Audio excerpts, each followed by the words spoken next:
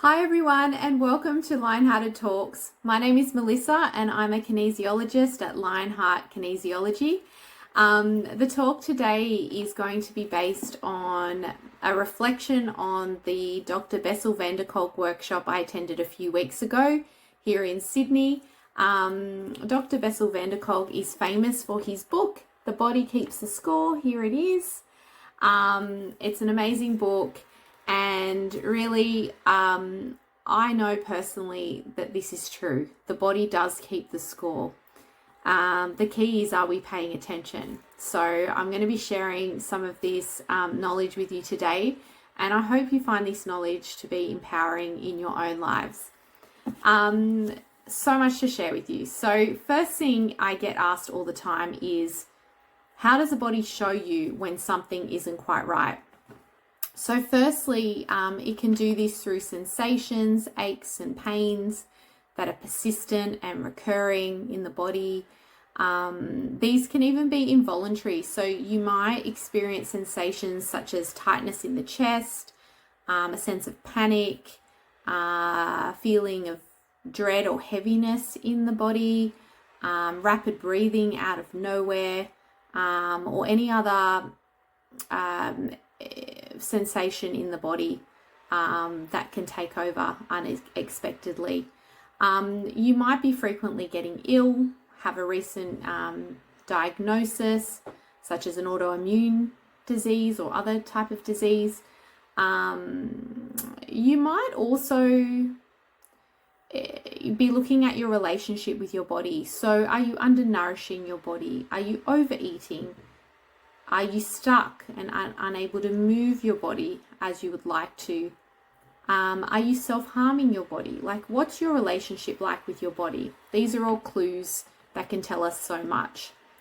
So there are so many other things that I could list, but there's some examples. So another way of looking at it is, if anything that you're experiencing in your life, in your body, is actually impacting your life and your day-to-day, then it is always worth investigating. That's just a rule of thumb to consider. So another topic I get asked about by clients quite a bit, it's recently been addressed by Mel Robbins and Dr. Gabor Mate as well, but Dr. Bessel van der Kolk also spent quite a bit of time on this at the workshop. And that is, you don't need to be a victim of war or some kind of horrific, violent crime to have experienced trauma. So a traumatic event could be what was said to you, what wasn't said to you, what was taken from you, a shock, an accident, a past illness. The list goes on. You may have experienced trauma even if you come from a loving home, had food on your table, a roof over your head, and money in your bank. You can still have experienced trauma. Trauma is what happened inside of you as a result of what you had experienced. So how do you now perceive yourself as a result of what has happened to you? What limiting beliefs do you now have? What behaviors are you now displaying as a result? And what are you seeking or avoiding in life, as a result of these underlying beliefs that you developed from what was previously experienced? How is your body showing you this unease in the now?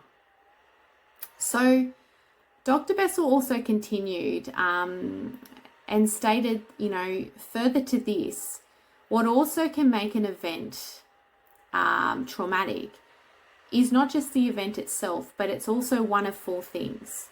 One, you were not able to do something about it. You felt helpless.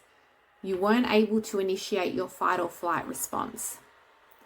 Number two, who was there for you? Did you feel alone, or were you well supported?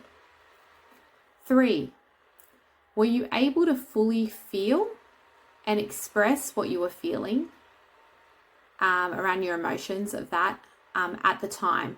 Or were you stopped or suppressed or simply unable to? And number four, which is actually quite common, is Did your environment immediately after the event tell you that you didn't really see or experience what you saw, just trying to downplay it? This can lead to further confusion between the mind and the body, so it can have quite a lasting impact if this has happened. So all of these factors, are quite interesting and is why a person's experience of an event can impact them so much.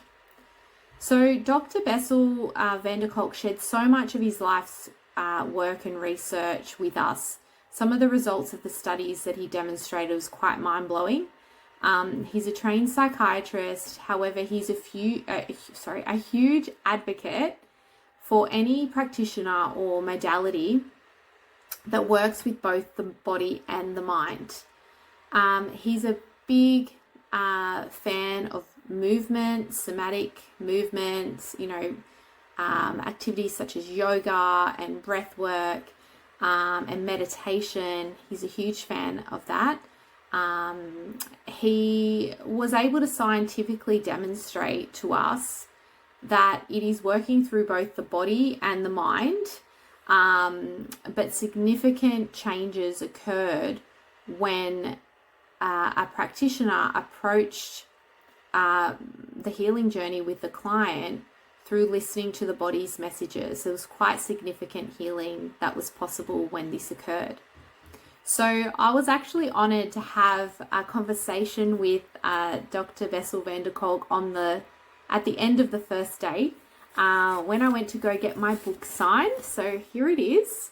And he actually asked me, he said, what do you do? And I said I was a kinesiologist.